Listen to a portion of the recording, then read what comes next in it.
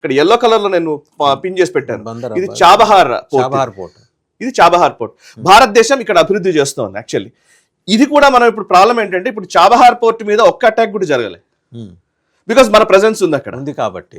And ఇంకొకటి ఏంటంటే they are aware about that. That's what ఇప్పటి వరకు మనకు తెలుస్తున్నది.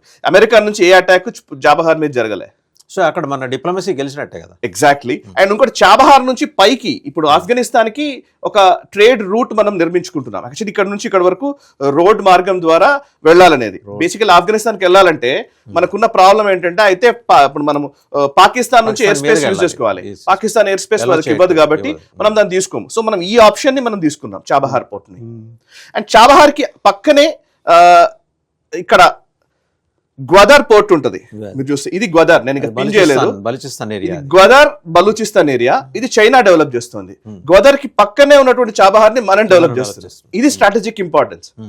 సో ఓవరాల్ గా చూస్తే ఇదంతా కూడా చెక్మేట్ లా ఉంటుంది అనమాట. విత్డ్రా అయ్యామా లేకపోతే స్టిల్ దట్ ఇస్ దేర్? ఇప్పుడు మనము ఉన్నామా అంటే ఉన్నాం. యాక్చువల్లీ ఈసారి యూనియన్ బడ్జెట్ లో ఈవెన్ పోర్ట్ చాబహార్ కి మనం ఎప్పుడు అలొకేట్ చేస్తాము నిధుల్ని, ఈసారి అలొకేట్ చేయలేదు. ఎందుకనంటే మనకు ఆల్రెడీ కొంచెం ఇన్ఫర్మేషన్ ఉండి ఉంటుంది అటాక్ జరగబోతుంది. And prime minister Narendra Modi Israel పర్యటన జరిగిన నెక్స్ట్ డేనే అటాక్ జరగడం. సో అంటే మనం కొంత ఈ చాబహార్ విషయంలో. అండ్ ఇంకోటి ఏంటంటే ఇరాన్ మనతో చాబహార్ విషయంలో పదే పదే మాట్లాడుతుంది కానీ ఎట్ ద సేమ్ టైం మనకి ఇవ్వాల్సినటువంటి ఇక్కడ నిధులు ముఖ్యంగా మనము ఇక్కడ రోడ్డు మార్గాన్ని వేసుకోవాల్సింది ఉండే.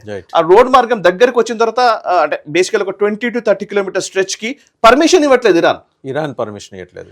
ఇరాన్ ఆ 20-30 కిలోమీటర్స్ అయిపోతే ఆఫ్ఘనిస్తాన్ కి ట్రేడ్ ఈజీ అయిపోయింది. చేంజ్ ఆఫ్ గార్డ్ తర్వాత ఏమన్నా దొరికే అవకాశం ఉందా? మేబీ చూద్దాం. లెట్స్ వాట్ ఇప్పుడు అంతా ఇప్పుడు ఎట్లా ఉందంటే అన్ని హైపోథెటికల్ అంశాల గురించి మనం మాట్లాడాల్సి వస్తుంది. ఎందుకంటే ఇది ఇలా జరిగితే ఎలా, అది అలా అయితే ఎలాగానే మాట్లాడాల్సి వస్తుంది.